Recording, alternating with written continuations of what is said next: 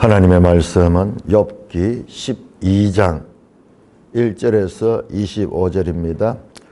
12장은 11장에서 한 세 번째 친구 신학자인 소발의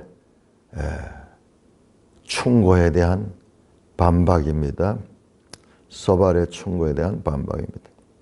12장 1절 욥이 대답하여 이르되 너희만 참으로 백성이로구나. 너희가 죽으면 지혜도 죽겠구나. 나도 너희와 같이 생각이 있어 너희만 못하지 아니하니 그 같은 일을 누가 알지 못하겠느냐. 하나님께 불러 아뢰어 들으심을 입은 내가 이웃에게 웃음거리가 되었으니 어렵고 온전한 자가 조롱거리가 되었구나. 평안한 자의 마음은 재앙을 멸시하나 재앙이 실족하는 자를 기다리는구나. 강도의 장막은 형통하고 하나님을 진노하게 하는 자는 평안하니 하나님이 그의 손에 후히 주심이니라. 이제 모든 짐승에게 물어보라. 그것들이 너게 가르치리라. 공중의 새에게 물어보라. 그것들이 또한 너게 말하리라. 땅에게 말하라. 내게 가르치리라. 바다의 고기도 내게 설명하리라. 이것들 중에 어느 것이 여호와의 손이 이를 행하신 줄을 알지 못하랴. 모든 생물의 생명과 모든 사람의 육신의 목숨이 다 그의 손에 있느니라. 입의 음식의 맛을 구별함 같이 귀가 말을 분간하지 아니하느냐. 늙은 자에게는 지혜가 있고 장수하는 자에게는 명철이 있느니라. 지혜와 권능이 하나님께 있고 계략과 명철도 그에게 속하였나니 그가 흐르신 적 다시 세울 수 없고 사람을 가두신 적 놓아주지 못하느니라. 그가 물을 막으신 적 곧 마르고 물을 보내신 적 곧 땅이 뒤집나니 능력과 지혜가 그에게 있고 속은 자와 속이는 자가 다 그에게 속하였으므로 모사를 벌거벗겨 끌어가시며 재판장을 어리석은 자가 되게 하시며 왕들이 맨 것을 풀어 그들의 허리를 동이시며 제사장들을 벌거벗겨 끌어가시고 권력 있는 자를 넘어뜨리시며 중순된 사람의 말을 물리치시며 늙은 자들의 판단을 빼앗으시며 귀인들에게 멸시를 쏟으시며 강한 자의 띠를 푸시며 어두운 가운데서 엄밀한 것을 드러내시며 죽음의 그늘을 광명한 대로 나오게 하시며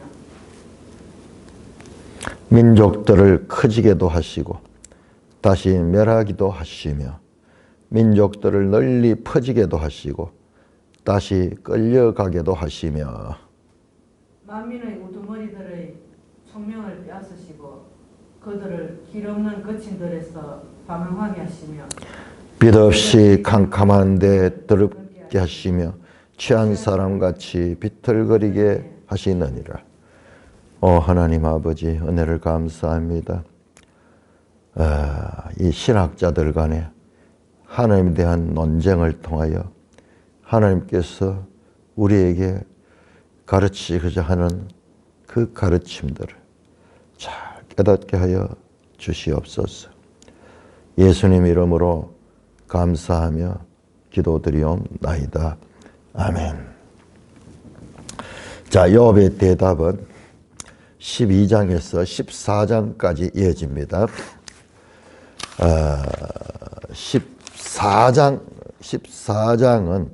14장에 가면은 이 12장, 13장은 이 친구 신학자 소발에 대한 반박이고, 그 다음에 14장에 가면은 하나님께 대하여 호소하는 거예요. 하나님께 대해서 자기 마음을 쏟아내는, 독백하는, 기도로 할 수도 있고요, 탄식이라 할 수도 있고, 호소하는 그 내용으로 되어 있습니다. 그러니까는 지금까지 7장에서 그리고 10장에서 14장에서 친구 엘리바스와 욥의 대답, 욥의 그 엘리바스에 대한 반박, 그리고 하나님께 대한 독백, 그 다음에 빌닷의 충고, 욥이 그에 대한 반박, 그리고 하나님께 대하여 호소하고 독백하는, 그 다음에 마찬가지로 소발의 이 충고, 그리고 그에 대한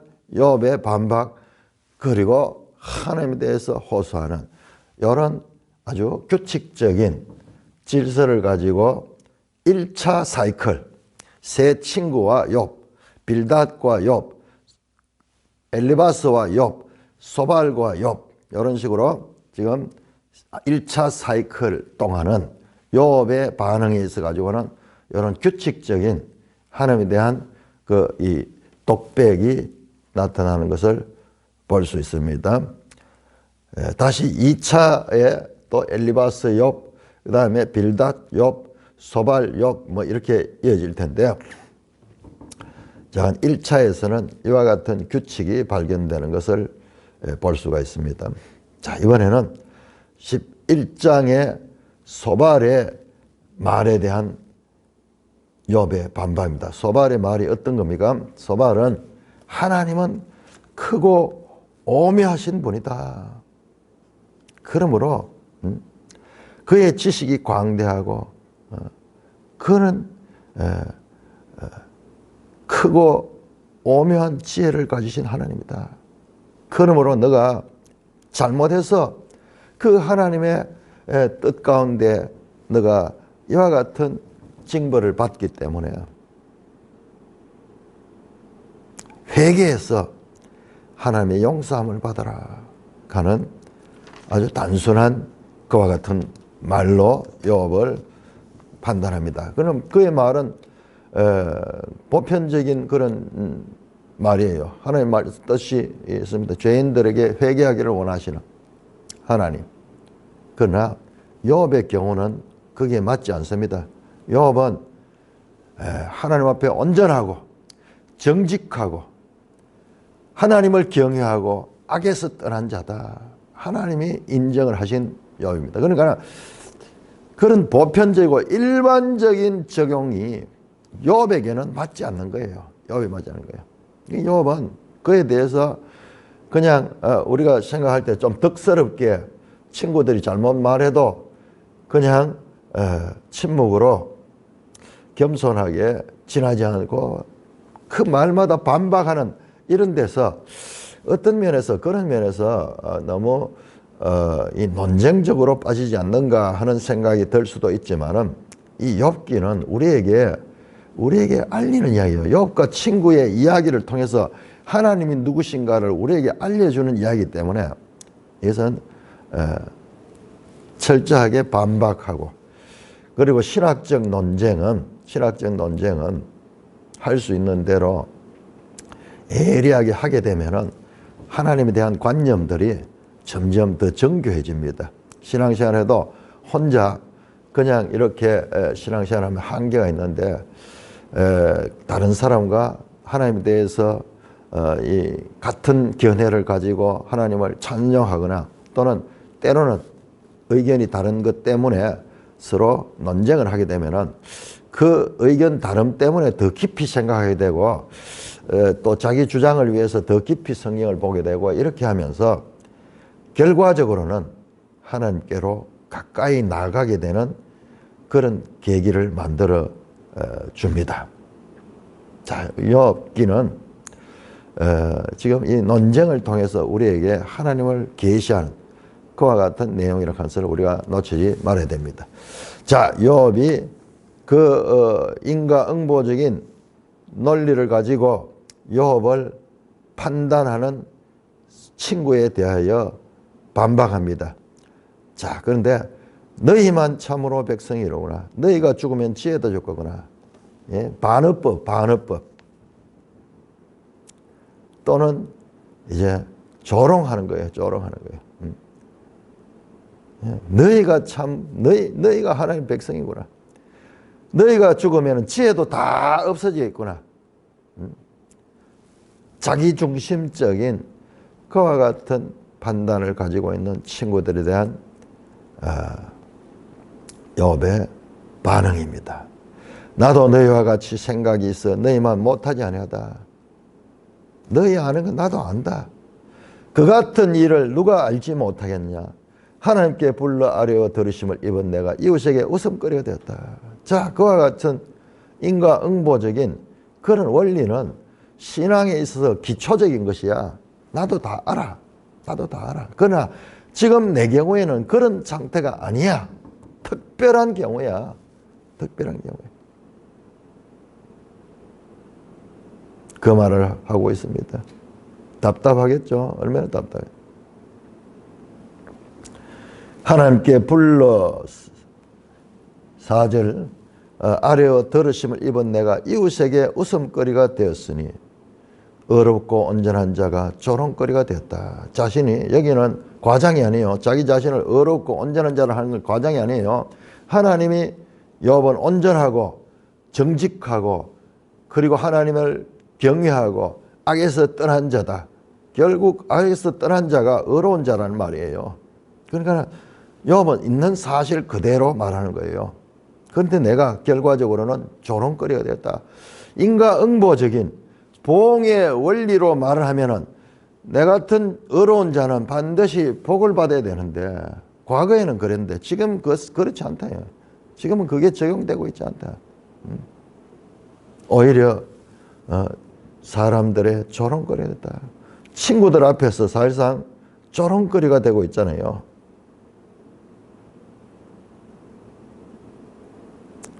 평안한 자의 마음은 재앙을 멸시하나 재앙은 실족하는 자를 기다리는구나. 강도의 장막은 형통하고 하나님의 진노하게 한 자는 평안하니 하나님이 그의 손에 후히 주심이라. 강도의 장막은 망해야 되는데 오히려 반대로 형통하고 하나님을 진노하게 하는 자는 하나님의 심판을 받아가지고 지금 재앙 가운데 있어야 되는데 오히려 평안하고 하나님이 그에게 후히 주셨기 때문에 오히려 하나님을 진노하는 자가 평안한 그런 상태에 있다. 인과응보의 원리의 역설입니다. 역설. 인과응보가 아니라 그 정반대가 지금 일어나고 있다.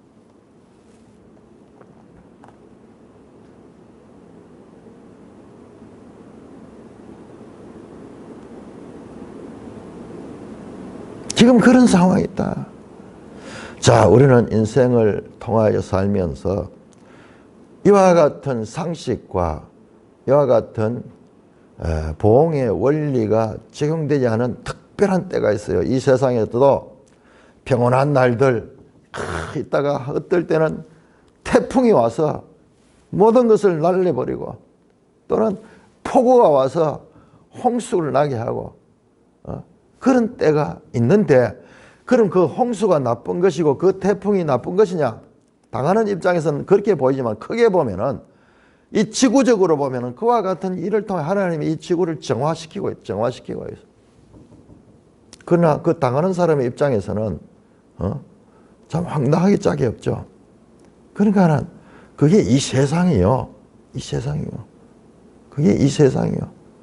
하나님은 절대적이지만은 이 세상은 평등하고 공평하지만은 않다. 항상 동일하지 않다. 하나님의 자유, 하나님의 주권적 섭리를 통해서 하나님이 일하시는 이 땅이지, 이 땅이 이상국가로서 모든 사람들이 공평하게 그렇게 살 수 있는 곳이 되었으면 좋겠지만은, 그러나 대체로 그렇습니다. 대체로 선진국들은 평등하고 그리고 이 공평한 그런 법 집행이 이루어지고 그럼에도 불구하고 그것으로 전체가 다 통치되지는 않습니다. 이 공산주의 유물론 사상은 인간의 교만의 극치예요. 정말 사탄께로부터 왔던 교만의 극치. 그들은 그런 세상을 꿈꾸는 거예요. 유토피아. 인간이 여기에서 온전하게 평등하고 그리고 이 공평하게 잘 살 수 있는 그런 이상국가. 그게 신과 같은 존재가 누구냐? 그게 공산당이에요. 공산당. 그렇지만은 지금 보세요. 중국 공산당이 얼마나 부패했는지 상상을 초월할 만큼 부패하고 그들이 권력을 서로 권력 쟁투를 위해서 싸우다가 상대방을 공격을 할 때 그들의 이 집에 조사를 해보니까는 돈이 몇 천만 원, 몇 백만, 몇 억 이런 차원이 아니라 수십조 원이 거기에서 발견되기도 하고 하는 그런 일들을 보게 됩니다. 얼마나 교만한지 그들은 그들의 이상을 위해서 하나님을 쫓아내 버립니다. 하나님 쫓. 그러니까 하나님의 자리에 공산당이 들어가는 거죠. 얼마나 교만하고 그리고 그 결과 얼마나 사람이 보기에는 좋았는지 그 결과 100년이 되어서 다 망하고 정말 이 세상에서 가장 불량 국가로서 지금 북한 같은 거나 저 중국 같은 그런 나라들이 남아있는 거죠. 이와 같은 부조리한 현실, 우리는 착각하면 안 됩니다. 이 세상은 하나님이 보호하셔가지고 늘 평등하고 평화로운 그런 곳이 아니에요. 이 세상은.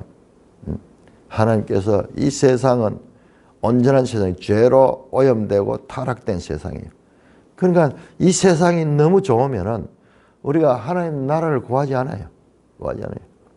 그렇기 때문에 죄로 오염되고 타락된 이 세상에서는 부조리한 일들이 있다. 한마디로 부조리한 거예요. 부조리한 거. 인과응보의 원리는 조리에 맞는 거고 그 조리가 통하지 않는 악한 자가 승리하고 그리고 이 죄인들이 형통하는 강도가 도둑질하는 사람이 크게 부자가 돼가 권력까지 잡고 높은 자리에 올라가고 그리고 성실하고 선한 자가 가난 가운데 병 가운데 고통하는 이와 같은 인과응보와 다른 차원의 그런 일들이 있다. 이걸 한마디로 부조리하다. 20세기 철학 사상 가운데 실존주의 사상이 있는데 그게 뭐냐? 이 세상의 부조리하다. 근본 전제가 이 세상은 부조리하다. 인류가 계몽주의 시를 거쳐가지고 인류가 참 이제 과학적인 발달과 합리적인 이성, 그래서 온 세상이 정말 이전보다는 훨씬 더 이상적인 그런 나라로 되어가는 것 같았어요. 유럽을 중심으로 해서 인권 문제도 다루고 왕정 제도는 이제 없어지고 그다음에 민주적으로 투표를 해가지고 이 지도자를 뽑고 이러면서 이전과는 완전히 다른 차원으로 그렇게 가는 것 같았지만은 세계 1차 대전, 2차 대전이 일어나면서 그런 기대가 완전히 무너졌어요. 그들이 발전시킨 과학기술은 사람을 죽이는 무기를 만들고 그리고 평화롭게 하자고 온 사람들을 잘 살게 하겠다 하는 그런 연합된 그런 나라들의 이상들은 전쟁을 하는데 힘을 합치는 그와 같은 야만과 폭력의 시대가 20세기에 시작이 되는 거예요. 그래서 그때 나온 사상이 그거예요. 부조리하다. 무엇이 옳은가 알 수 없는 거예요. 신앙인들조차 하나님이 계시다면 왜 이와 같은 부조리한 일이 일어나는가?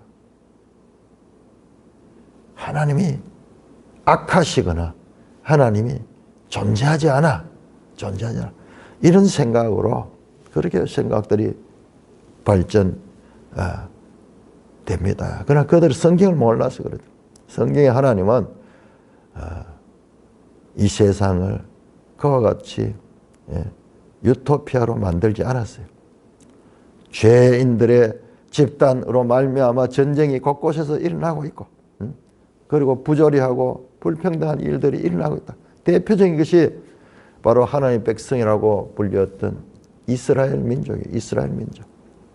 여러분, 이스라엘 민족만큼 부조리를 당한 적이 있을까요? 수천 년 동안 나라를 잃고 여기서 쫓겨나고 저기에서 멸시받고 여기서 가디고 개토를 만들어가지고 그들만 사는 그런 땅을 만들어가지고 나오지 못하게 하고 멸시하고 천대하고 자기 땅에서 쫓겨나가지고 온 세상에 흩어져 살았던 그런 부조리함을 당했던 민족이 이스라엘이에요. 이스라엘입니다. 하나님은 우리의 생각과 다르신 분이에요. 그럼에도 불구하고 하나님은 구원의 역사를 이루어 가시는 그 하나님. 그러니까 그 하나님을 알기 위해서는 우리가 성경을 깊이 봐야 돼요. 깊이 봐야 돼요. 욥기도 결론적으로 가면은 이 모든 이유 없는 고난, 이것도 하나님의 뜻이 계셔. 우리의 생각을 초월하는 하나님의 초지혜가 있다는 것을 보게 됩니다.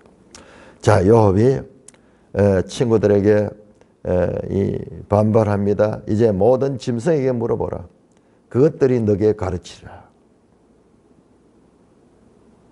공중의 새에게 물어보라. 그것들이 또한 너에게 말하리라.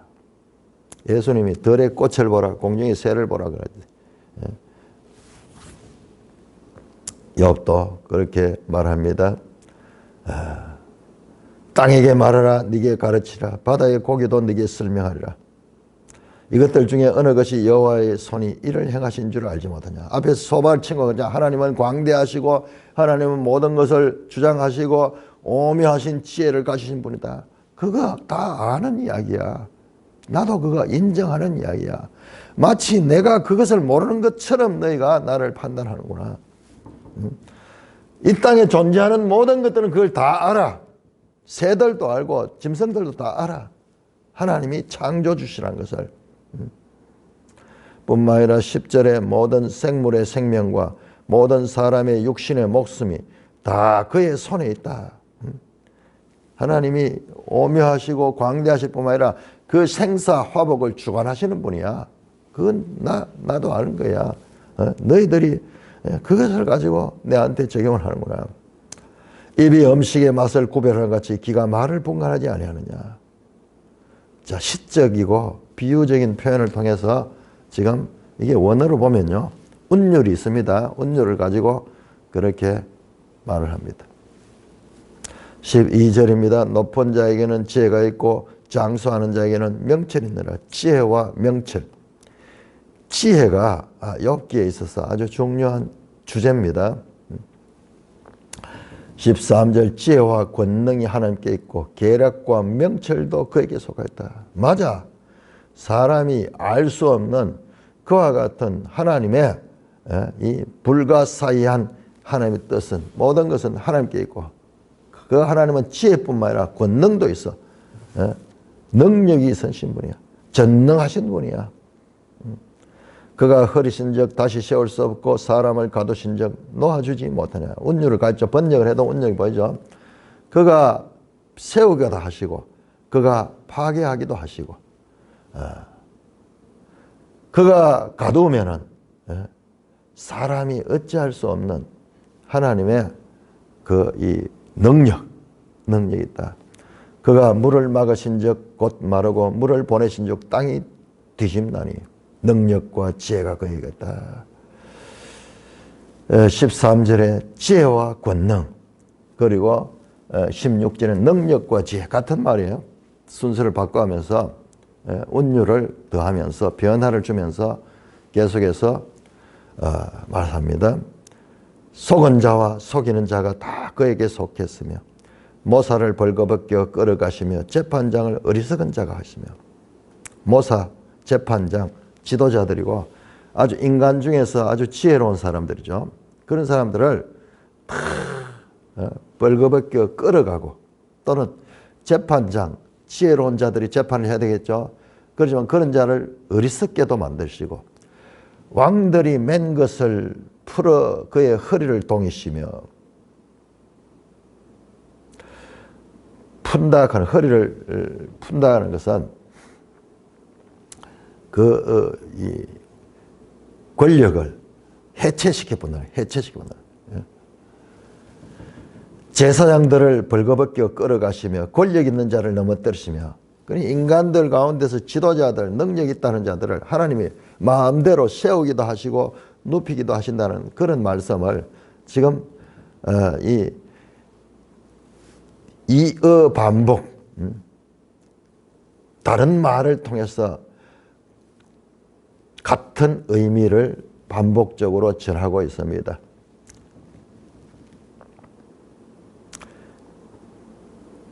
충성된 사람들의 말을 물리치시며 늙은 자들의 판단을 뺏으시며 귀인들에게 멸시를 쏘시며 강한 자의 띠를 푸시며 전부 지금 역전시키고 세우기도 하고 무너뜨리기도 하신다 하나님이에요. 자, 여기에 띠를 푸신다, 강한 자의 띠를 푼다 하는 것은 그 강한 자의 힘을 없게 한다는 거예요. 앞에 나왔던 그 왕들의 맨 것을 풀듯이 하나님이 강하기도 하시고 풀기도 하시고 이 모든 건 하나님의 주권 속에 있다 그 말이죠. 어두운 가운데 은밀한 것을 22절 드러내시고 죽음의 그늘을 광명한 대로 나오게 하시며 어두운 데에 있는 것 깜깜하지 알지 못하는 것을 그것을 드러내서 알게 하시고 그리고 죽음의 그늘을 광명한 대로 나오게 하시고 그 어둠, 아무도 알 수 없는 죽음에 대한 그 비밀을 그것을 밝은 대로 드러내어서 나오게 하신다. 하나님의 지혜와 능력은 미치지 않는 곳이 없다. 이제 더 스케일이 커집니다. 이제 한 인간에서 이제 나라들로 납니다. 23절 민족들을 커지게도 하시며 다시 멸하기도 하시며 민족들을 널리 퍼지게도 하시며 다시 끌려가기도 하시며 nations 이거 아마 헬라어로 고이예요. 고이 열방들 열방 세상 나라들을 어떤 나라들은 점점점 커지고 어떤 나라는 소멸되고 뭐 그렇겠죠. 마치 우리 이 땅에도 교회들도 마찬가지예요. 큰 교회도 있고 작은 교회도 있고 이 모든 것이 하나님 주권 속에 있다. 민족들을 커지게도 하시고 다시 멸하시기도 하시고 민족들을 널리 퍼지게도 하시고 그렇게 번성하기도 하시고 다시 끌려가기도 하시고 다른 나라에 의해 가지고 그렇게 이 포로로 되어서 끌려가기도 하시고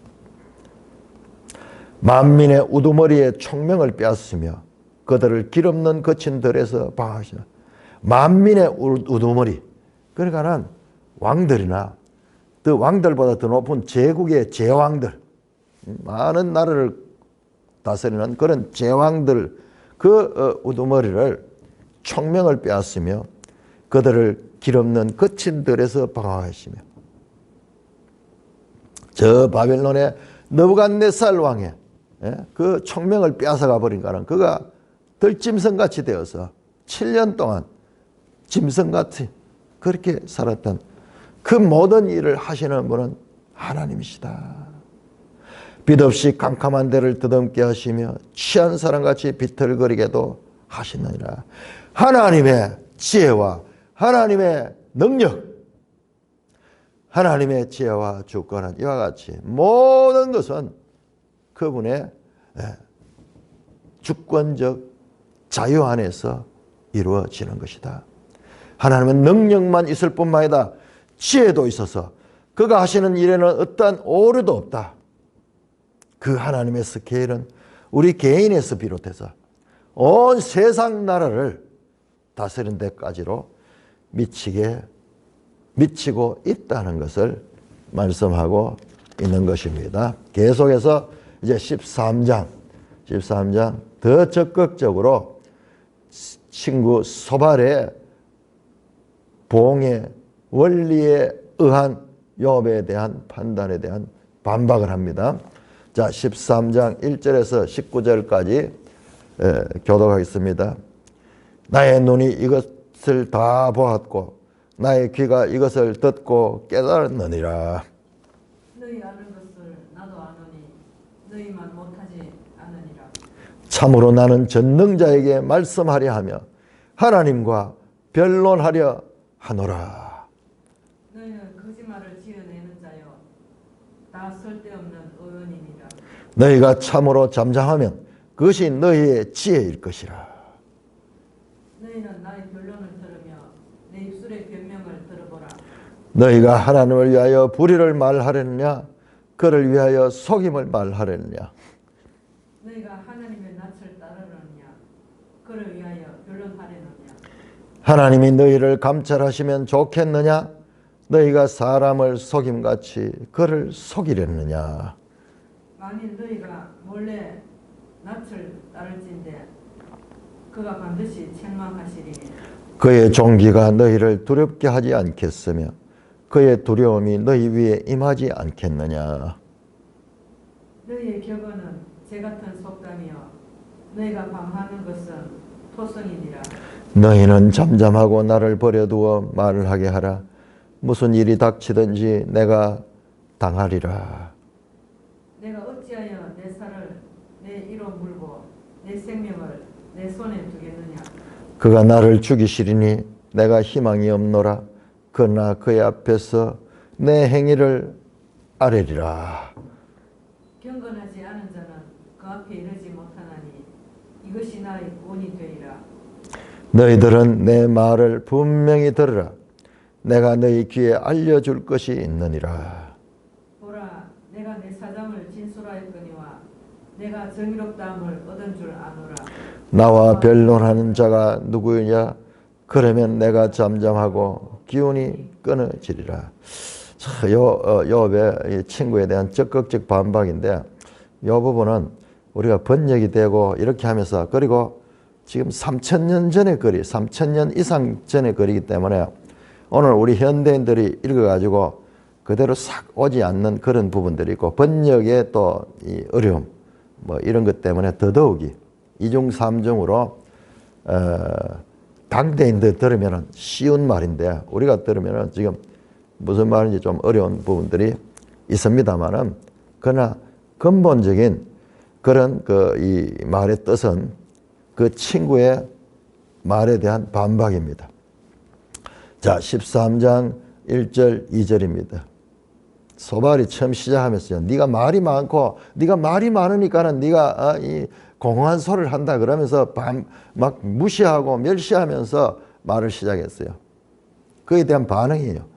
나의 눈이 이것들을 다 보았고 뭐냐? 그 하나님의 그 지혜와 주권, 하나님의 그 전능하심, 그것을 내가 다 보았고 내 귀가 이것을 듣고 깨달았다. 너희 아는 것을 나도 아니 너희만 못하지 않다. 소발이 하나님의 오묘하심과 광대하심을 말했죠. 거기에 대해서 나도 그거 알고 있어. 오히려 너보다 더 잘 알고 있어. 그렇게 반발을 했습니다. 그러다가 이제 3절에 참으로 나는 전능자에게 말씀하려 하나님과 변론하라. 사람과 대화해도 안 통하는 거예요. 그럴 때가 많이 있어요. 사람과 대화를 하면 할수록 더 오해가 심해지고 더 덧나가고 더 감정의 골이 심해지고 그럴 땐 침묵해요. 침묵. 어디로? 하나님을 향하여 하나님과 변론하겠다. 어떻게 보면은 욥이 교만한 것 같죠? 아닙니다. 하나님은 변론하시기를 원합니다. 오라 나와 변론하자. 하나님은 하나님과 변론하시기를 원해요. 우리 하나님을 내 생각 속에 가다가 내가 이런 생각을 하고 이런 말을 하면 하나님이 나를 불경건하게 여기고 싫어하시겠지. 아니에요. 하나님은 우리의 모든 생각보다도 더 크신 분이기 때문에 우리에게는 그것이 문제가 될지 모르지만 인간관계에서는 그러나 하나님은 그렇지 않아요. 그것까지 다 아시는 분이에요. 그러니까 솔직하게 기도할 때 하나님 앞에 솔직하게 자기 마음을 내놓고 기도합니다. 시편 109편 4절에 이와 같은 말씀입니다. 나는 사랑하나 저희는 도리어 나를 대적하니. 나는 친구에 대해서 사랑을 가지고 그렇게 대하지만 그들은 하면 할수록 내가 가까이 가면 더 대적하고 더 공격한다. 그래서 나는 기도할 뿐이다. 그렇게 말씀합니다. 이 뜻이 사람과 대화해서 통하지 않아요. 그래서 오히려 하나님과 하나님께 말씀하겠다. 그렇게 말합니다. 자, 욥이 직설적으로 이제 그 친구들의 잘못에 대해서 오류를 지적합니다. 너희는 거짓말을 지어대는 자요. 다 쓸모없는 의원이다. 너희 말하는 거 그것은 거짓이야. 그리고 쓸모없는 돌팔이 의사야. 네가 의사를 떼가지고 환자를 치료하는 것이 아니라 오히려 환자를 더 상하게 한다. 너희가 참으로 잠잠하면 그것이 너희 지혜일 것이다. 너희가 입 다물고 있으면 너희 무지가 드러나지 않게 입을 열만 열수록 너희의 무지와 오류가 쏟아져 나오고 있다. 너희는 나의 변론을 들으면 내 입술의 변명을 들어보라. 너희가 하나님을 위하여 불의를 말하느냐 그를 위하여 속임을 말하느냐. 번역이 쉽지는 않습니다. 자관 그들의 말에 대해 비판을 합니다. 너희가 다 하나님을 낯을 따르느냐 그를 위하여 변론하느냐. 자, 이 맥락을 보면요. 이게 뭐냐. 하나님의 낯을 따르느냐. 참 번역이 어려운 번역이에요. 새 번역을 보니까 새 번역에는 하나님을 변호하는 거. 하나님을 변호한다고. 이들이 하나님을 변호한다고 하는데 그들이 거짓말하는 자고 돌팔이 의사같이 변호한다는 거예요. 하나님의 변호자로 너희가 자처하지만 오히려 하나님을 가려는 자다. 그런 의미입니다. 9절 하나님이 너희를 감찰하시면 좋겠으나 너희가 사람을 속임같이 그를 속이느냐. 하나님을 속이는 것. 만일 너희가 몰래 낯을 따르진 뒤에 여기도 마찬가지 낯을 따른다 하는 말이 하나님을 변호한다. 그가 반드시 책망할 것이다. 너희가 하나님을 변호하는 것이 오히려 하나님을 가리우고 있다. 그러면 너희가 하나님을 책망한다. 실제로 그렇죠. 욥의 말은 42장에 하나님이 이 세 친구에 대해서 책망하고 그들을 어리석은 자다, 우매한 자라고 하나님이 판단하고 그들은 욥의 말과 같이 아니하고 그들은 잘못됐다고 판단하죠. 욥이 지금 바른 말을 하는 거예요. 그렇지만은 친구들이 수용 안 하겠죠. 결과적으로 이 문제는 하나님 오셔가지고 해결해 주십니다. 그의 종기가 너희를 두렵게 하지 않겠으며 그의 두려움이 너희 위에 임하지 않겠느냐. 너희의 격언은 재 같은 속담이요 너희가 방하는 것은 토성이다. 너희 하는 말 재 같은 속담이다. 재는 바람이 불면 훅 날아가잖아요. 가치 없는 거다. 너희가 방하는 것은 토성이다. 흙으로 성을 찌면은 아무런 이 적군이 들어올 적에 방어가 되지 못합니다. 이렇게 너희의 생각은 쉽게 무너지는 무가치한 것이다. 그렇게 공격합니다. 13절 너희는 잠잠하고 나를 버려두어 말하게 하라. 무슨 일이 닥쳤는지 내가 당할 것이다. 너희가 내한테 도움이 도저히 되지 않는다. 내가 어찌하여 내 삶을 내 이로 물고 내 생명을 내 손에 들겠느냐. 내가 지금 하나님 앞에 이 악한 너희 판단대로 하면 내가 하나님 앞에 죄 때문에 그렇고 더 죄를 내가 더 쌓아가고 있다고 말하지만은 내가 어떻게 내 생명을 내 이로 물고 그렇게 하겠느냐. 그렇지 않다. 15절 그가 나를 죽이시리니 내가 희망이 없노라. 그러나 그의 앞에서는 내 행위를 아리라. 자, 번역이 어렵습니다. 세 번역을 보겠습니다. 하나님이 나를 죽이시려고 하셔도 나로서는 이럴 것이 없다. 그러나 내 사정만은 내가 하나님 앞에 아랠 것이다. 번역이 잘 됐죠? 잘 됐죠? 그가 나를 죽이시니 내가 희망이 없노라. 좀 말이 좀 안 되죠? 하나님이 나를 죽이시려고 하셔도 내가 잃을 것이 없다. 내가 하나님께로부터 왔고 하나님께로 돌아가는 거기 때문에 잃을 것이 없다. 그러나 내 사정만은 내가 하나님께 아뢰겠다는 것입니다. 경건하지 않는 자는 그 앞에 이르지 못하냐. 자, 왜 행위를 자기의 하나님 앞에 아뢰겠느냐. 경건한 자는 그 앞에 이르지를 못해. 하나님 앞에 나갈 수도 없어. 이것이 나의 구원이 될 것이다. 적어도 이렇게 하는 것이 내게는 구원의 얻을 길이 될 것이다. 사악한 자는 감히 그분 앞에 나서지도 못하게. 내가 하나님 앞에 나갈 수 있다는 그 자체가 하나의 구원의 표징이다. 이건 아주 놀라운 신약적인 구원론이 여기서 나오고 있습니다. 자, 우리 로마서 5장 한번 볼까요? 로마서 5장 2절 말씀, 5장 2절 말씀. 또한 그로 말미암아 우리가 믿음으로 서 있는 이 은혜에 들어감을 얻었으며, 하나님 앞에 나아갈 수 있는 것은, 나아갈 수 있는 그것이 바로 구원받는 백성이 하나님께 나갈 수 있습니다. 에베소 3장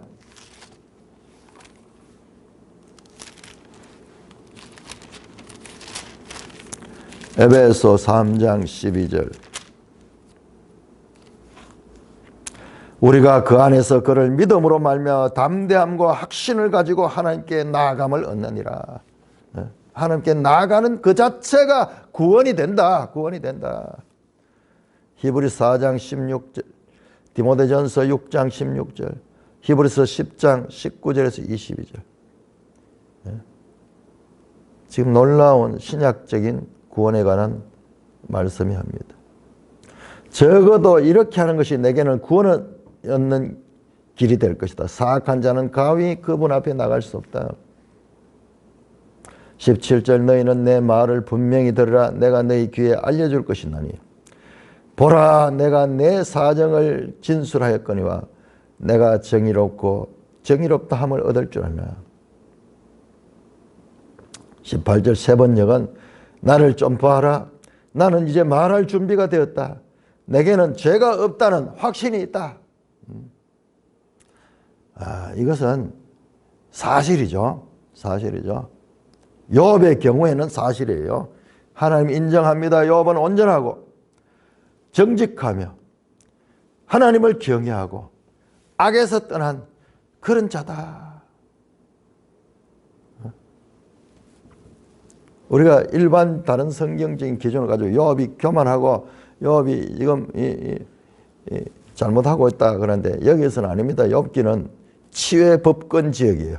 욥기는 치외 법권이에요. 다른 성경과 다른 그와 같은 치외 법권적 지역입니다. 나와 변론할 자가 누구냐? 그래야면 내가 잠잠하고 내 기운이 걸다. 이번 역도 세 번역을 봅니다. 하나님 나를 고발하시겠습니까? 그러면 나는 조용히 입을 다물고 죽을 각오를 하고 있겠습니다. 하나님 나를 고발하시겠습니까? 그러면 나는 조용히 입을 다물고 죽을 각오를 하고 있습니다. 잠깐 이 시적인 표현은 번역하는데 참 어려워요. 번역이 어려운데, 자, 이 맥락을 통해서 보면은 흐름은 우리가 이해할 수가 있는 것이죠. 자, 이제 이어서 13장과 그리고 14장에 가서 이제 하나님에 대한 독백으로 이어집니다. 이 부분은 우리가 다음 시간에 보도록 하겠습니다. 찬송가 70장입니다.